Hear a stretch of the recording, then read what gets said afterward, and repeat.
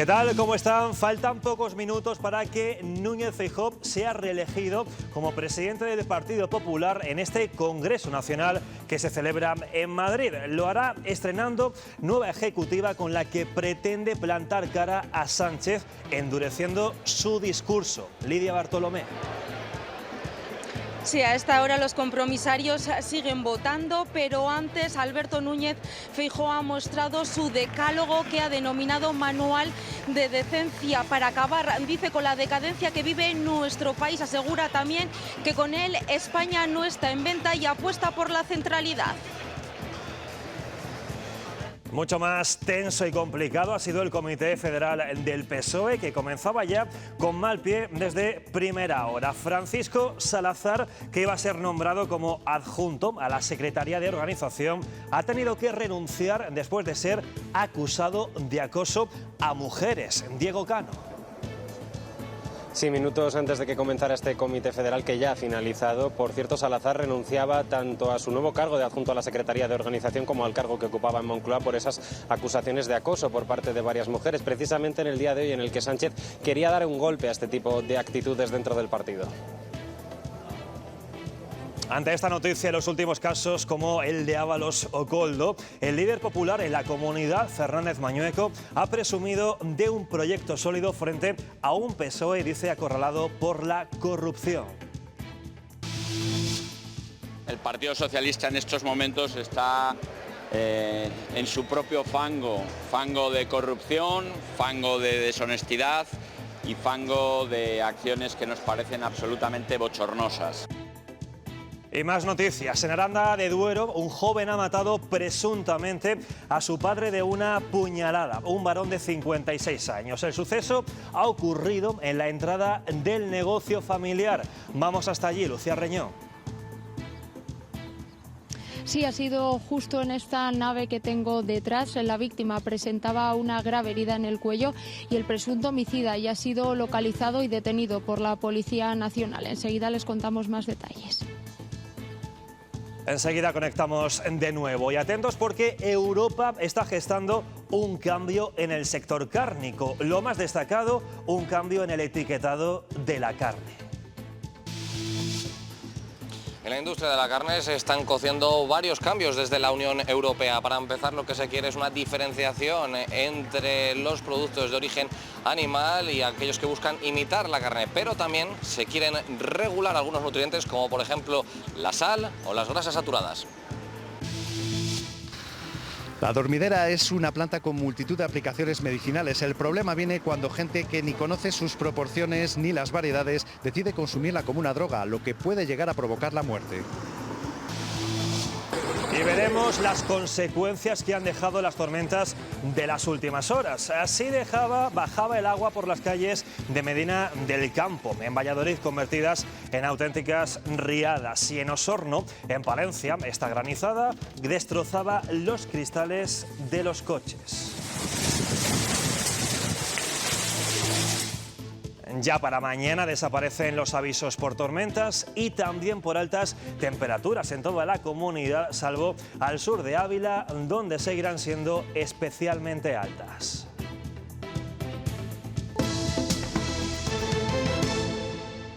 Como decíamos, Núñez Feijóo saldrá en pocos momentos reelegido como presidente nacional del PP tras haber presentado su candidatura. Con todo un equipo directivo renovado y con el apoyo de la militancia, se ofrece como única alternativa sólida al sanchismo. Lidia.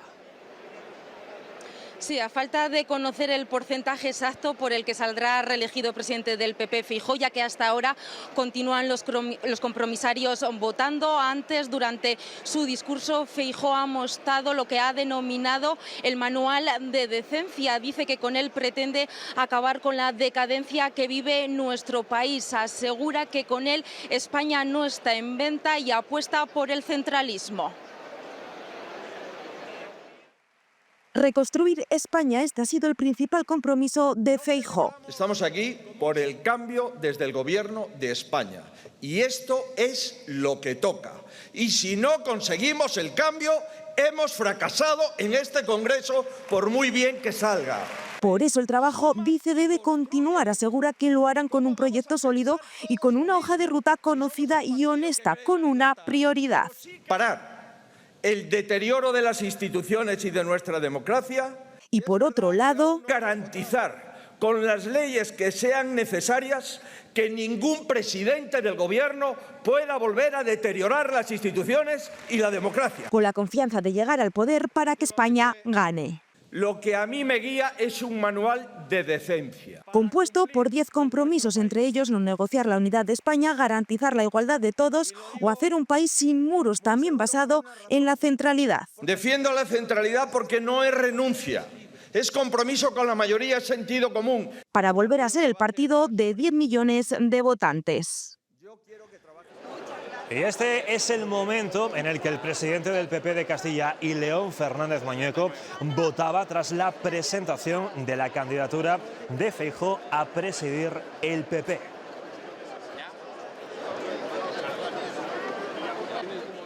Bueno, pues de este Congreso Nacional también ha salido el ideario y el reglamento interno del partido para encarar las próximas citas electorales. Hoy se han aprobado las dos ponencias, Lidia.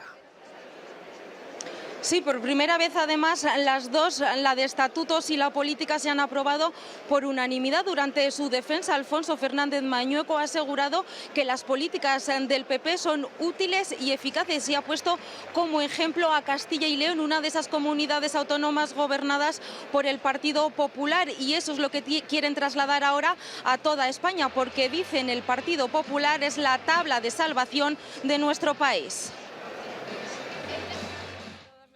De aquí han salido las bases ideológicas de cara a unas próximas elecciones. Quieren que el PP sea el partido de todos los españoles, con los servicios sociales como eje vertebral. Frente al fallo multiorgánico de Sánchez y de su gobierno, los gobiernos del Partido Popular somos garantía de estabilidad, de eficacia, porque en Castilla y León estamos en el podium de nuestro país en educación, en sanidad. Bajada de impuestos, defensa de la familia o que la vivienda no sea un artículo de lujo. Son solo algunas de las cosas que defienden. También potenciar el transporte público, con guiño al caos de los últimos meses. No todas las personas de Castilla y León, no todas las personas de Valladolid son como Puente, os lo juro. También se ha ratificado la nueva estructura de primarias que tendrá el partido. Nosotros no modificamos los estatutos para proteger a los que se sientan en el banquillo, como hace el Partido Socialista.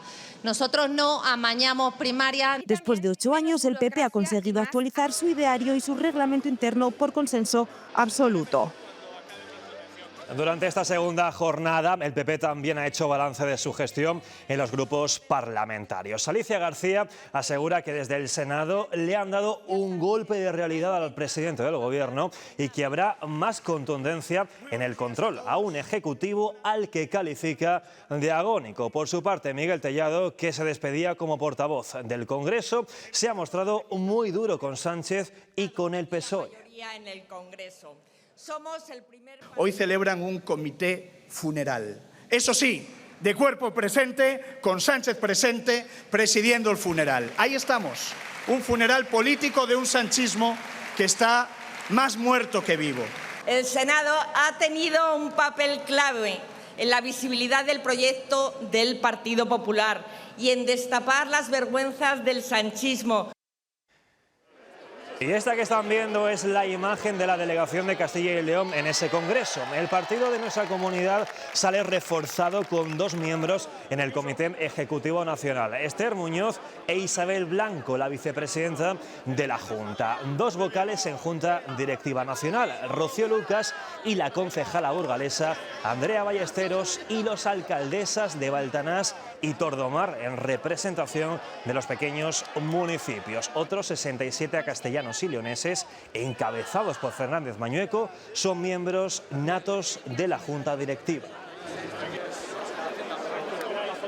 Y en el Comité Federal Socialista, esta mañana Francisco Salazar ha sido el nombre más escuchado y también el más repetido. Iba a ser nombrado como adjunto a la Secretaría de Organización, pero ha tenido que renunciar tras las acusaciones de acoso sexual que se han publicado hoy. ¿Cómo ha respondido el partido ante esto, Diego?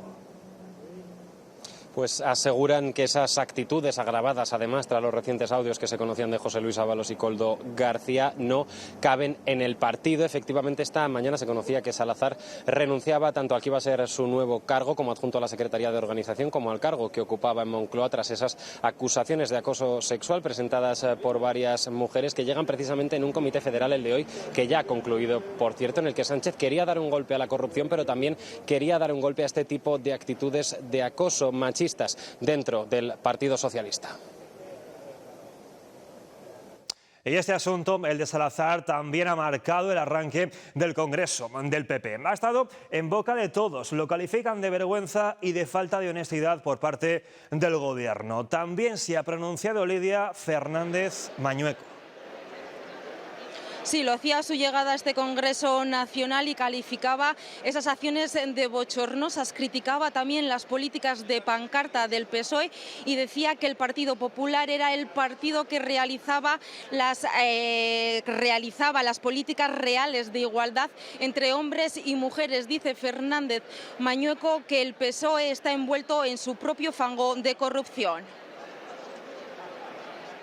El Partido Socialista en estos momentos está en su propio fango de corrupción, fango de deshonestidad y fango de acciones que nos parecen absolutamente bochornosas. Frente a la política de pancartas del Partido Socialista, el Partido Popular está en la política de igualdad real entre hombres y mujeres.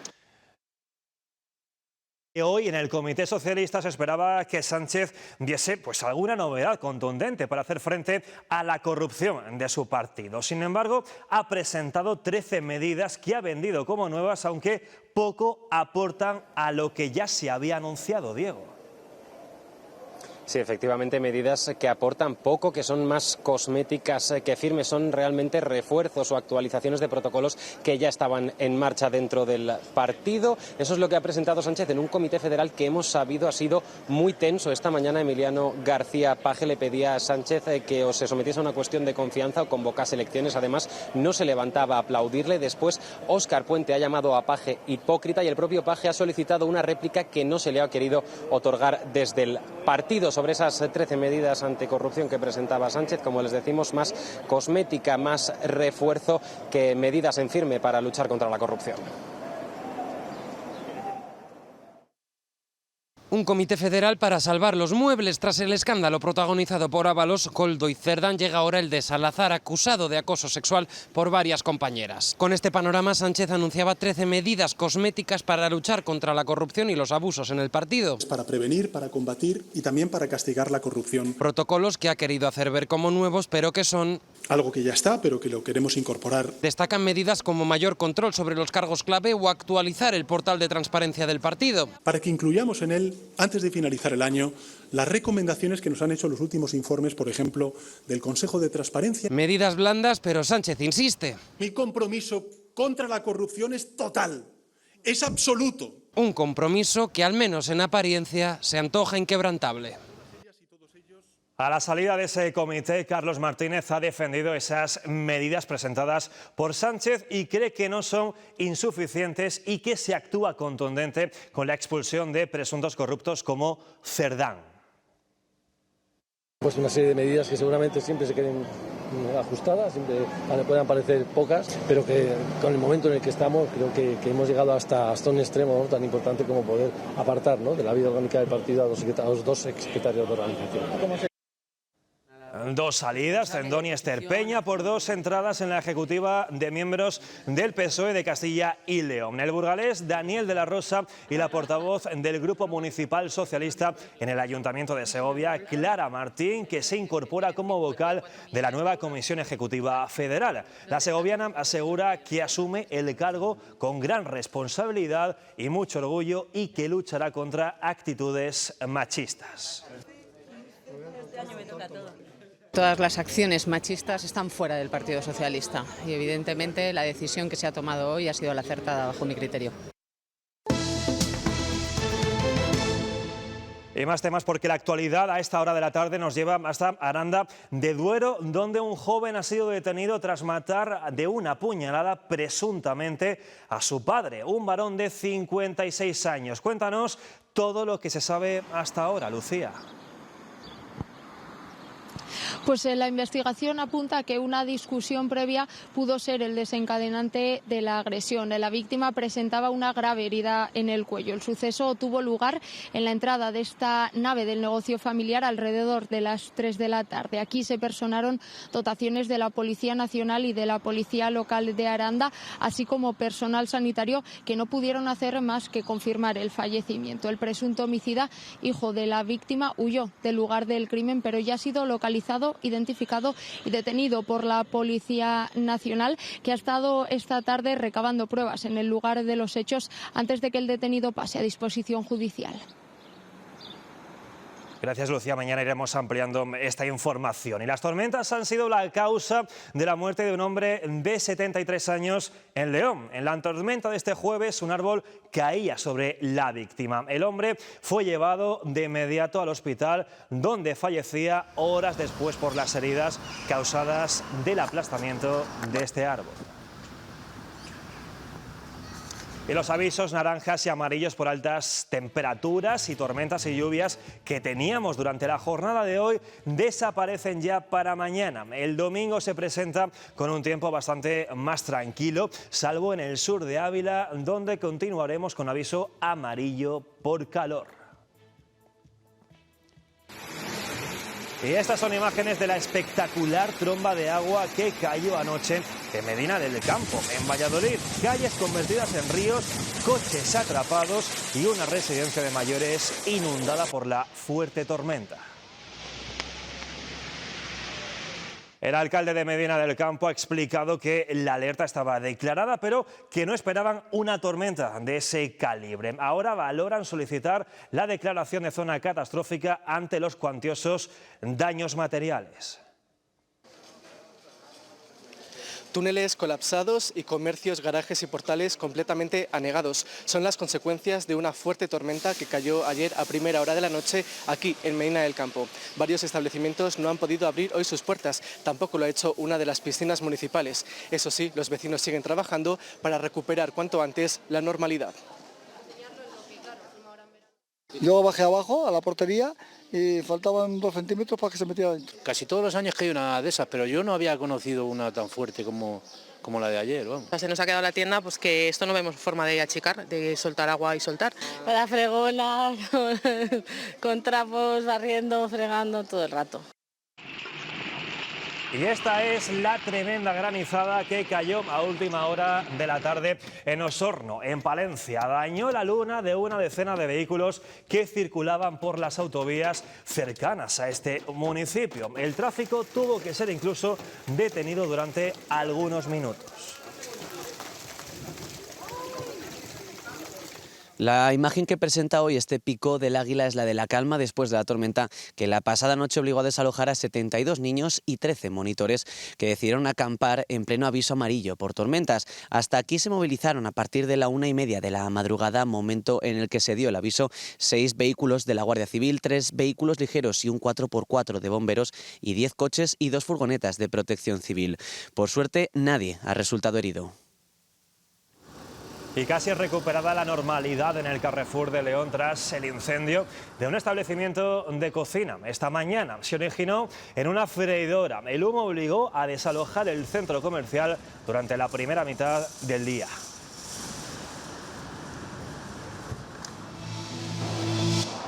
Absoluta normalidad de las carreteras de nuestra comunidad en el segundo día del dispositivo especial de tráfico. Es la primera gran operación salida de este verano en la que se espera más de 5 millones de desplazamientos. A estas horas el tráfico continúa siendo fluido.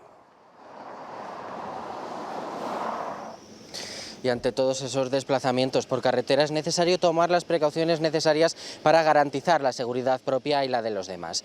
Lo primero, lo básico, llevar el vehículo a revisión para comprobar que todo esté como tiene que estar y evitar así problemas de última hora que nos puedan estropear las vacaciones. Ya en carretera, fundamental, seguir las recomendaciones básicas como usar calzado adecuado, descansar cada 200 kilómetros o cada 2 horas o hacer comidas ligeras. Todo un año esperando las vacaciones de verano. Hay ganas de playa, de montaña, de cualquier opción que nos saque de la rutina. Por lo general utilizamos el coche para hacer esos desplazamientos, pero es imprescindible comprobar antes que todo esté bien. En el coche la verdad que lo único que miro es que las ruedas estén infladas y que haya gasolina. Pues error, la lista de elementos a revisar es algo más larga. Echarle un vistazo a lo que es la presión, estado de neumáticos, los limpiaparabrisas, que las luces funcionen y bueno, en general los niveles del motor. Mantenimiento básico. Y lo ideal es hacerlo con tiempo, porque los talleres tienen bastante trabajo de última hora. La gente suele esperar al último momento para la revisión, que me voy de vacaciones, tal. Los días antes, normalmente. Lo dejo para el último momento. Una vez en carretera también debemos cuidar de nosotros mismos para evitar siniestros, por ejemplo, y aunque vayamos al agua, nada de bañadores o ropa ajustada mientras conducimos. Y el calzado, sobre todo, un calzado que sujete bien para poder conducir bien. Calzado cómodo, ropa cómoda, nada de chanclas. Por supuesto, dormir bien la noche antes y hacer descansos durante el trayecto. Me he dormido, descansado y miaos. Cada 2 horitas y media así estirar un poco las piernas. También es recomendable evitar las comidas copiosas y proteger los ojos del sol. Cualquier medida es poca para impedir que se nos estropeen esas ansiadas y merecidas vacaciones. Un estudio de la Asociación Española de la Carretera ha revelado que el 39% de las carreteras de Castilla y León se encuentran en un grave estado de deterioro, siendo algo más de 7.000 los kilómetros de las carreteras de la comunidad, el 57% del total, los que necesitarían una actuación en menos de un año. Un estado de las vías que no solo afecta a la seguridad de los conductores, sino que este estudio también ha desvelado que supone un perjuicio para sus bolsillos, ya que al circular por una vía que se encuentre en mal estado, el consumo de combustible aumenta hasta en un 12%. Un sobrecoste que desde la Asociación Española de Carretera sitúan en cerca de 270 millones de euros, que los conductores que circulen por las carreteras españolas pagarán de más tan solo en este verano. Y hoy en el municipio portugués de Gondomar se ha celebrado el funeral del futbolista Diogo Jota y de su hermano André Silva. Recordamos que ambos fallecieron el jueves en un brutal accidente de tráfico en la provincia de Zamora. Allí tanto jugadores como amigos y vecinos han arropado a la familia. España cuenta con una amplia red de autovías, más de 13.600 kilómetros. Si se aplicaran peajes medios de 3 céntimos por kilómetro a los vehículos ligeros, 14 a los camiones, se recaudarían más de 15.700 millones de euros al año. No solo se invertirían en esas carreteras de alta capacidad, también se liberan recursos públicos para otros servicios. Además, también recuerdan que España es el país europeo que tiene más carreteras gratuitas, hasta el 68% de las autovías. De esta manera, cuando los españoles viajan por Europa, pagan, mientras que los extranjeros no están contribuyendo al mantenimiento de nuestra red de alta capacidad. Aquí en la provincia de Ávila son muchos los que diariamente se desplazan a Madrid usando el autobús. Tras la eliminación de las bonificaciones al transporte público, los vecinos de la zona Alberche, Pinares y Alto Tietar tendrán que pagar un 150% más por trayecto. Ponemos un ejemplo, un viaje que antes costaba 1,60 € entre la localidad del Tiemblo y Madrid, ahora pasará a costar 4 euros. Desde los municipios hacen hincapié en que esto supone un importante impacto económico con carácter negativo, no solo para los vecinos, sino también para las personas que deciden apostar por nuestro medio rural. No descartan la recogida de firmas y las movilizaciones.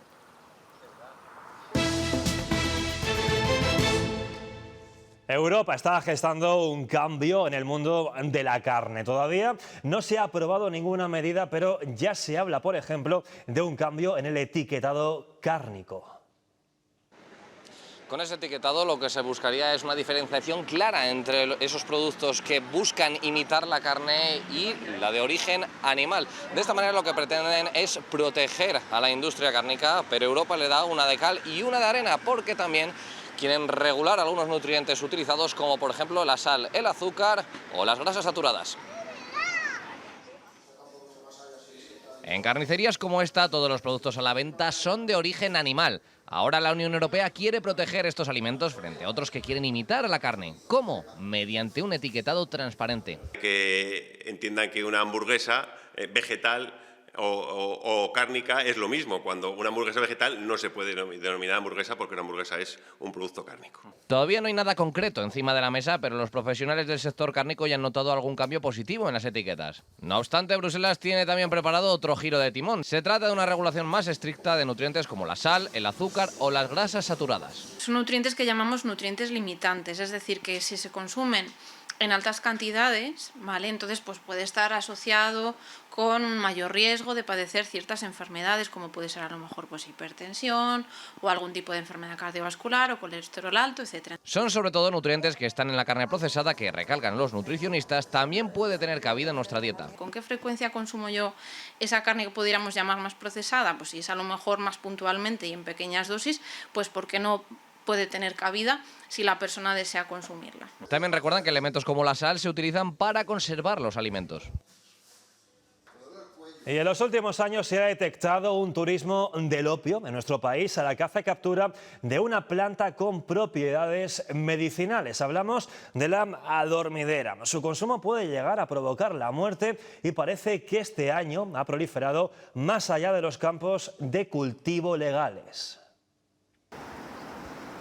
El crecimiento indiscriminado de la adormidera ha puesto en alerta a las autoridades. Fruto de las condiciones climatológicas favorables, crecen por cunetas, laderas e incluso en entornos urbanos. Y aunque es una planta legal que se cultiva para fabricar medicamentos, también hay quienes la buscan de forma ilegal para consumirla como droga, lo que puede llegar a originar la muerte.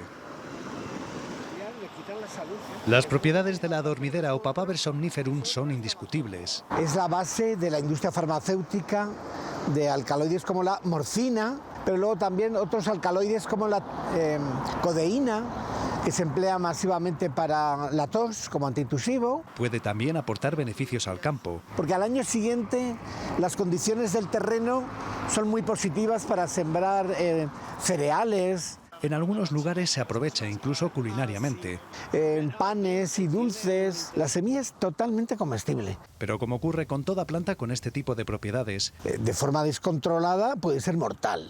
Gente temeraria viene a recoger el producto, en este caso el látex de la adormidera, que es el opio. Las 300 hectáreas dedicadas a este cultivo en Palencia están localizadas y vigiladas, pero es muy complicado contener su proliferación en los entornos. Esto lo que tiene es que produce cada cápsula de estas, fíjate, unas 11.000 semillas. Con días de viento, como ha habido hace poco, salen unas semillas que pueden germinar en cualquier sitio. Y este año las condiciones climatológicas han favorecido su crecimiento incontrolado. Por eso los expertos recomiendan informar para evitar su consumo inconsciente y sus fatales consecuencias.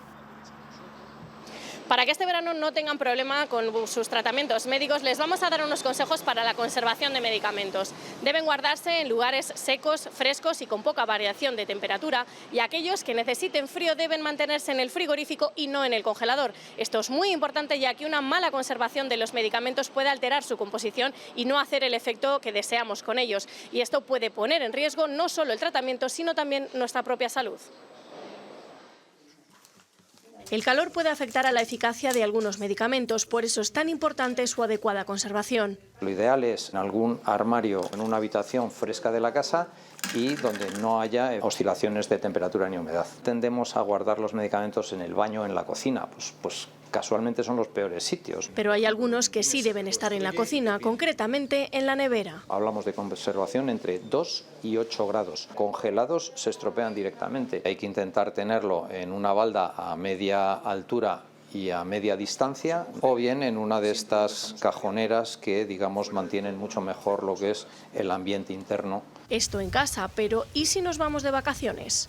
La conservación hay que hacerla en neveritas, en el caso de los medicamentos que hay que conservar en frigorífico, y los medicamentos que en general no necesitan refrigeración para su conservación se pueden llevar en un bolsito de mano dentro del habitáculo del coche. Porque los cambios bruscos o continuos de temperatura pueden alterar su composición. ¿Qué sucede si las condiciones de conservación son muy extremas? Sabemos que la actividad no va a ser la misma que bien conservado.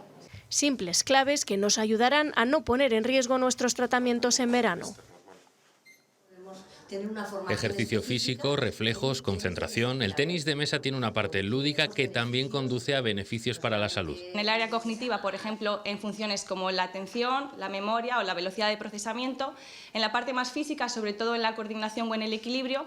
Y en la parte social puede fomentar también esa socialización. De hecho, se incorpora como actividad en algunas asociaciones que tratan enfermedades neurodegenerativas. Ahora se intenta dar un paso más. Validar esta actividad como una actividad terapéutica, también para crear una red de colaboración entre colegios, entidades deportivas. Para ello hace falta desarrollar un método científico y en ese proceso participan instituciones de 7 países europeos, entre ellas Alzheimer León, un proyecto de investigación que se encuentra en la fase de recopilación de datos. Cuentan con 250.000 euros de fondos europeos y tienen 1 año y medio por delante. Alzheimer León aportará 70 personas a las que se aplicarán las conclusiones para confirmar el método que permita establecer una terapia científica. Igual que existe la musicoterapia, por ejemplo, se creará el tenis de mesa terapéutico, un método más para prevenir o frenar enfermedades neurodegenerativas. Los alumnos del Centro Integrado de Formación Profesional Camino de la Miranda han diseñado y fabricado este dispositivo. Cuando se bloquean al caminar, el láser les permite retomar su camino con normalidad. También han diseñado este otro producto de uso académico para los usuarios de la Asociación de Personas con Síndrome de Down. Y las personas con parálisis cuentan con diseños de autoayuda a la hora de comer o vestirse. Empezando siempre por empatizar, luego definir lo que queremos, tener una idea, hacer un prototipo, testear ese prototipo con los usuarios finales y al final un poco implementar ese producto. Los alumnos de FP Básica de Informática y los de Transporte y Mantenimiento de Vehículos han seguido una metodología basada en el aprendizaje en base al servicio a la sociedad. Han participado en todo el proceso. Es alumnado que no ha acabado la ESO y que está en situación un poco de abandono escolar y que lo que pretendemos es que se reincorporen al sistema educativo. A través del proyecto, el diseño, la fabricación y el contacto directo con los usuarios han desarrollado conocimientos y empatía. El 80% del alumnado del ciclo de informática ha pasado al segundo curso, una tasa superior a lo habitual. En Bezoya, después de toda una vida de mineralización muy débil para vivir muy fuerte, sabemos que somos muy de ponerle al mal tiempo buenísima cara. Muy de que el aguapatos no tenga edad. Y muy de clavar la sombrilla como si no hubiese un mañana. Y si tú también eres muy de esto, es que eres muy de Bezoya. Bezoya, agua de mineralización muy débil para vivir muy fuerte. Y Burgos será hasta el 12 de julio la capital mundial de la danza. Allí se está celebrando la fase final de la Dance World Cup con más de 8.000 bailarines de todo el mundo. Burgos es hasta el 12 de julio la capital mundial de la danza. 8.000 bailarines participan en la fase final de la Dance World Cup, que ayer dio comienzo con el desfile de las 51 delegaciones internacionales y la ceremonia de apertura. Team from Belgium. We are from South Africa. From England. Además de competir, participan en masterclass con coreógrafos de prestigio internacional. Ella va a competir hoy. Hay muchas actividades, masterclass, y ahora voy a ver a los acróbatas. Estoy compitiendo en la categoría senior con un solo. Pero no todos son competiciones, también hay tiempo para el ocio. Creo que vamos a ir de compras. Hemos tomado unas tapas maravillosas. Hemos hecho un tour local en el que hemos visto la catedral. En torno a 30.000 personas, entre bailarines, acompañantes y miembros de la organización, participan en este evento con una clara repercusión en la hostelería. Desde las 8 de la mañana que abrimos, esto es continuo. Se empieza a comer a las 11. Sobre todo vienen a comer en grupos muy grandes. Y la verdad que el ticket medio se ha notado considerablemente. Y también entre los taxistas, a los que el ayuntamiento ha autorizado a trabajar sin límite horario. Intentando dar el máximo servicio posible hacia este evento. Burgos es una afortunada al recibir este campeonato que el año pasado se celebró en Praga y su próxima edición será en Dublín, en ambos casos capitales de estado.